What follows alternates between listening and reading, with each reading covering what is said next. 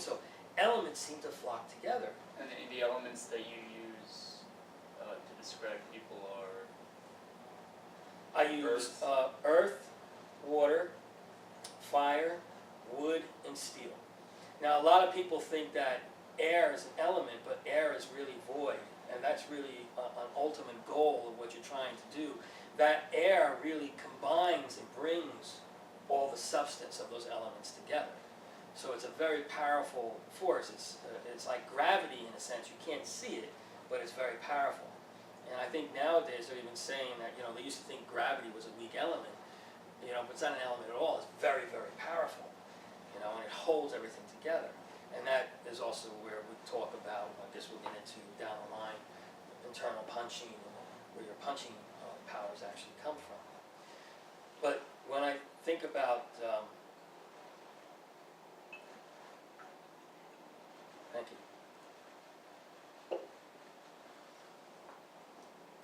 When I think about what Chen Yan Yu said to me, was that I had the ability to teach people, and it took me a long time to get to here, was the idea of amalgamating what the arts really represent, and that was my journey. When I started a long time ago, I was very young, and I remember it was before, you know, basically Bruce Lee was out there, and the movie Kung Fu, there was a Kung Fu series that came out later on with Dave Carradine, and then there was Kung Fu Theater, you know, was still around, but it wasn't that popular. They had Kung Fu Theater night. And I remember watching these two. Back then the schools were a lot different. They were much different type of aggression, different type of level of violence, and everything was full contact. Everything was to go. And I remember watching these two guys fight, and I guess it was like maybe 2 or 3 years into the art, and these were pretty big guys. One guy was belonged to the Hells Angels, and another guy did something else, and watching them fight, and they were very afraid of me, you know, but because I was good in the school. But I was saying, well, you know, I'm good in the school, but if I had to meet these guys on the street, I think I'd be in trouble, you know, especially if they didn't know me, you know, like, oh yeah, I'm good here, but out there they don't know you, and you hit them and they don't go down, you know. And at that time, at that particular time, which really was the beginning of my journey, I was wondering if the martial arts was real, you know, like if there was more to it than what it was. And then these movies started coming out with Bruce Lee, and Dave Carradine came out with the movie Kung Fu, which was this series, this old series. And in the series, I remember as a young person, you know, you see like an arrow being shot, and he catches the arrow, you know, and he does these where he touches and he hits and he does these moves, and I said, is that real? You know, does that really exist, or is it just fantasy? And I remember sitting there cross-legged, because back in those days you had to sit cross-legged, wait to be called out there, excuse me, to fight. And questioning if I met these guys on the street, would I be able to handle them? Of course, I was only like 16, 17 years old, and these guys were in their 30s, you know, but I was still questioning. And at that part in the journey, I met this a person that trained in Chicago in some temple. And I won't go into the story of how I met him, at least not this time, because that's a long story. All right.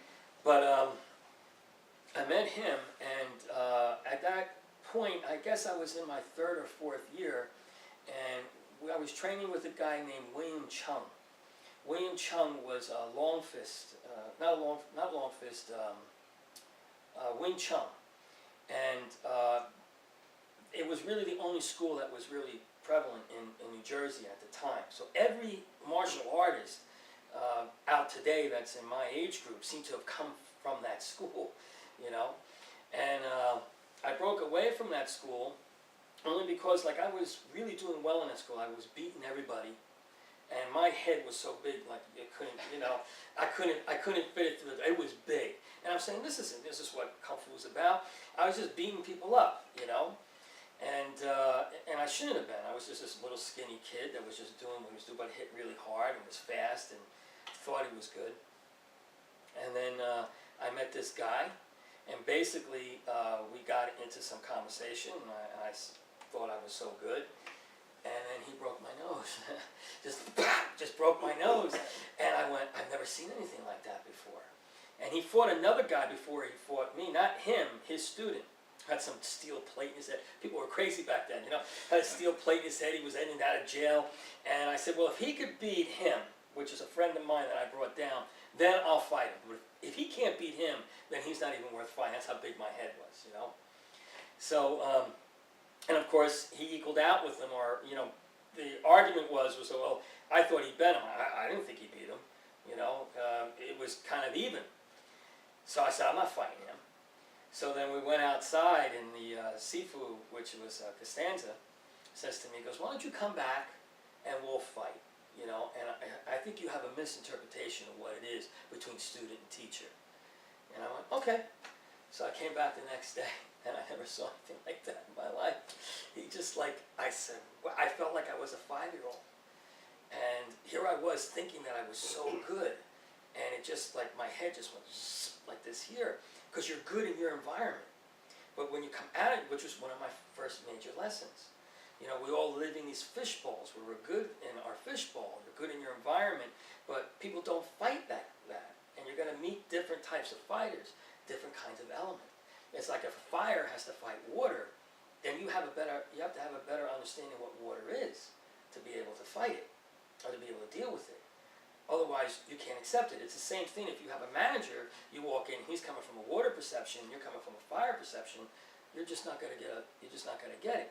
Even worse is if you're of the same element, and that's what people don't seem to understand. So if you come in with fire, and another person's fire, but if his fire is stronger than your fire, it just cancels each other out, because then you're just bumping heads. But you'll stay within that clique of that element. The idea of elements is to have an even mix and to understand it. So when you talk about element fighting or looking, you can actually see what those elements mean to you. And that's what's important. What does wood mean to you? What does fire mean to you? So of course you can look up what the elements are, but it's also what it represents to you. So if Ben is standing in front of you, it's what, if you feel that he's coming from a wood element, then you know how to deal with that element. And you can adjust yourself socially, verbally, or physically to deal with that element, because you'll see those characteristics that call that towards or to you. Then somebody else, I may see Ben as fire, but you may see him as water. But you see, that's irrelevant. It's what it is to you. Right, because when some students would always ask you all the time, you know, what element am I? What element am I? I want to know what you think it is. And then you're brainwashing them.